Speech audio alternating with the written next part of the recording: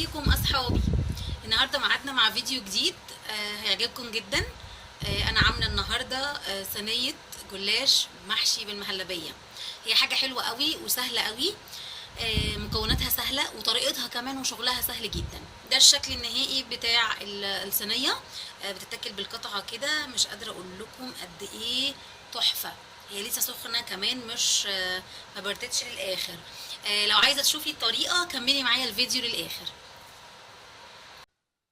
يلا بينا نشوف المكونات مع بعض. انا محتاجه لفه جلاش 400 جرام، وده النوع اللي انا استخدمته اخر مره وعجبني جدا بصراحه. اسمه الكارما.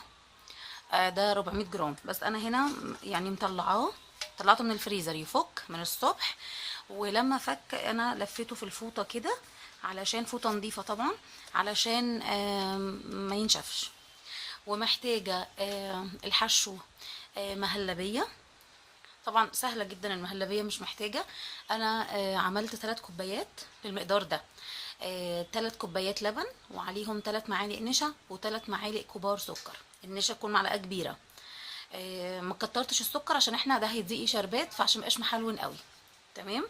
وهنا انا مسيحه سمنه او زبده زي ما تحبي هندهن بيها.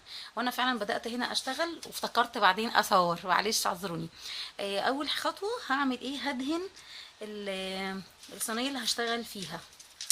هقول لكم دلوقتي ليه.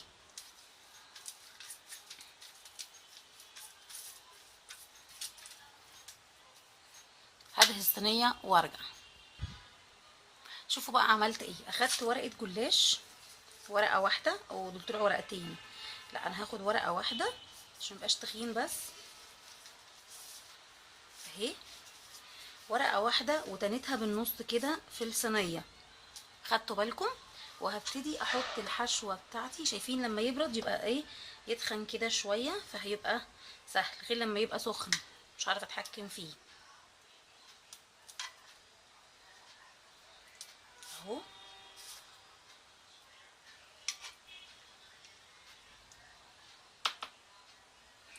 عملتها كده، وهبتدي الف الجلاشه بتاعتي. بصوا بقى، هنا اخدت من السمنه اللي موجوده جوه الصينيه، فمش محتاجه ادهنها طبقات ولا حاجه. هلفها كده رول، واحطها عندي في اول الصينيه، اقفل عليها كده، بقت بطول الصينيه. هعمل معاكم الخطوه دي مره تانية. ادي اهي كده ورقه الجلاش على قد الصينيه، هتنيها كده. تمام. هنتنيها كده، هنبتدي نحشيها بطولها اهي.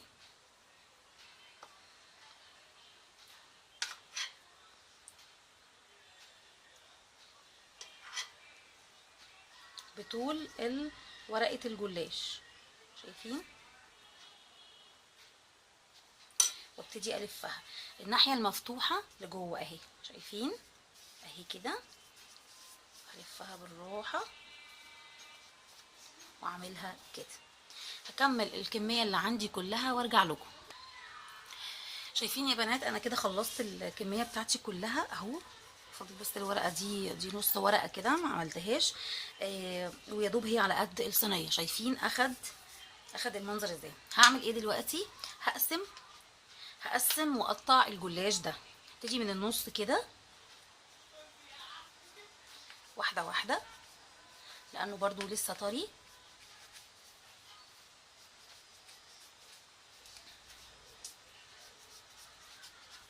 وهبتدي اقطع كل واحده، كل نص منهم على 3 اجزاء، عشان ما يبقاش كبير قوي ومش حلو.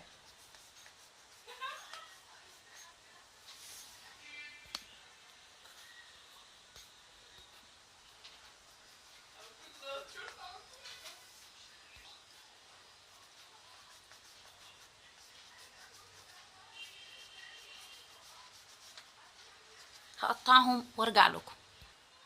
انا كده قطعت الصينيه كلها بتاعتي. كل اللي هعمله دلوقتي قبل ما ابتدي ادهنهم هشغل الفرن من فوق ومن تحت لو في امكانيه. مفيش امكانيه شغليها من تحت الاول، وبعدين تقدري لما يستوي من تحت ويتحمر تقدري تشغليها من فوق. شغلت الفرن، نبتدي بقى ندهن الصينيه بتاعتنا او الجلاش. بصوا عشان الجو برد، يا دوب مسافه ما رصيت الصينيه كانت بدات الزبده تجمد تاني. هنلحقها كده. الخطوه دي مهمه علشان الجلاش يحمر، ما يبقاش بس لونه ابيض.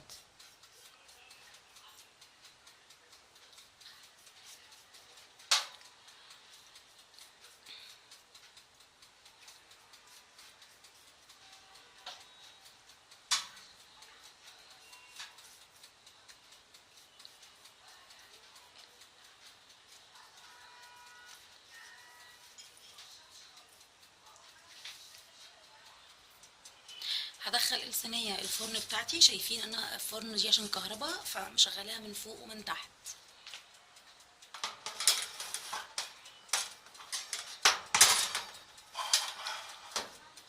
هدخلها وحسب ما تاخد وقت انا هقول لكم اخدت وقت قد ايه. اثناء والصينيه بتاعتنا في الفرن هنعمل القطر او الشيره او الشربات. انا حطيت كوبايه ميه وكوبايه ونص سكر ورشه فانيليا صغيره، ممكن لو عندك فانيليا سايله يبقى كويس، وعصره ليمونه. يبقى انا حطيت هنا كوبايه ميه، كوبايه ونص سكر، رشه فانيليا وعصره ليمونه. بمجرد ما يغلي ويتعقد انا هطفي عليه واسيبه يبرد شويه لحد ما الصينيه تخرج من الفرن. وده شكل الصينيه بعد ما طلعت من الفرن. اخدت تقريبا تلت ساعه. انا كنت مشغله النار فوق وتحت زي ما وريتكم. وده الشيره اللي هنسقي بيه الصينيه. بقى تقريبا دافي او برد خلاص، هي سخنه وهبتدي اسقيها.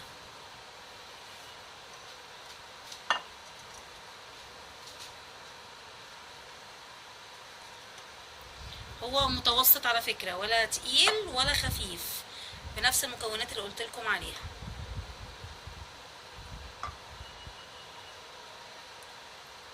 ريحتها حلوه جدا وسهله وهتعجبكم قوي.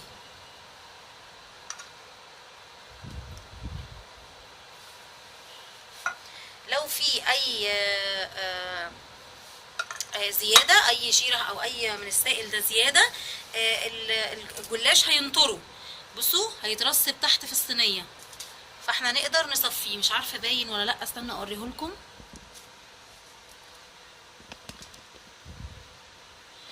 بصوا عايزه اوريهولكم كده الزياده اهي باينه. تعالوا نصفيها سوا كده واحده واحده. هي بنات ده السائل الزياده خلاص، هو اخد احتياجه من الشيره ده، والباقي نزله. هنسيبها شويه كده، وبعدين بعد ما تهدى خالص هنبتدي نعيد تقطيعها. هنمشي بالسكينه كده مكان ما كنا مقطعين. انا كده خلصت الفيديو بتاعي. هستناكم في فيديو جديد. انتوا كمان استنوني. جربوا الطريقه دي وبألف هنا، هتعجبكم جدا. باي باي.